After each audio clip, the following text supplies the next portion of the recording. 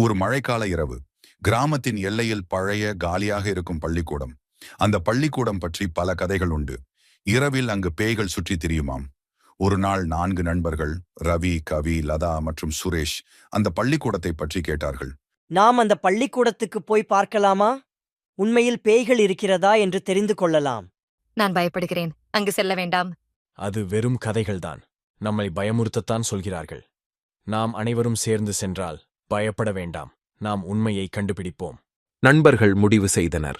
அந்த இரவு அவர்கள் பள்ளிக்கூடத்துக்கு சென்றனர். வாசல் கெட்டியாக இருந்தது. ஆனால் அவர்கள் தள்ளி திறந்தனர். உள்ளே நுழைந்தபோது பழைய மேஜைகள், நாற்காலிகள் மற்றும் கரும்பலகை காட்சியளித்தன. அவர்கள் மெதுவாக நடந்து ஒவ்வொரு அறையையும் பார்த்தனர். இங்கு எதுவும் இல்லை. நாம் வீணாகவே வந்தோம். சற்று நேரம் காத்திருப்போம், ஏதாவது நடக்கலாம். அவர்கள் காத்திருந்தனர். திடீரென ஒரு சத்தம் கேட்டது. அவர்கள் திரும்பி பார்த்தனர்.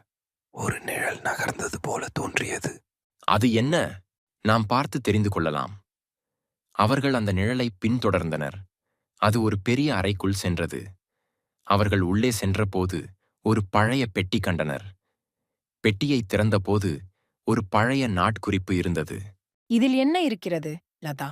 நாம் படித்து பார்க்கலாம். நாட்குறிப்பைத் திறந்து அவர்கள் படிக்கத் தொடங்கினர். அதில் அந்த பள்ளிக்கூடத்தில் படித்த ஒரு மாணவியின் கதைகள் இருந்தன. அவள் தனது நண்பர்களுடன் மகிழ்ச்சியாக இருந்தது. ஆனால் ஒரு நாள் அவள் திடீரென காணாமல் போனாள். அதன் பிறகு பள்ளிக்கூடத்தில் விசித்திரமான நிகழ்வுகள் நடந்தன. இது மிகவும் பயமுறுத்துகிறது, சுரேஷ். நாம் இங்கிருந்து வெளியே போவோம். அவர்கள் பள்ளிக்கூடத்திலிருந்து வெளியேறினர். அந்த நாள் முதல் அவர்கள் அந்த பள்ளிக்கூடத்தை நெருங்கவில்லை. அவர்கள் உணர்ந்தது, சில மர்மங்கள் மர்மமாகவே இருக்கட்டும்.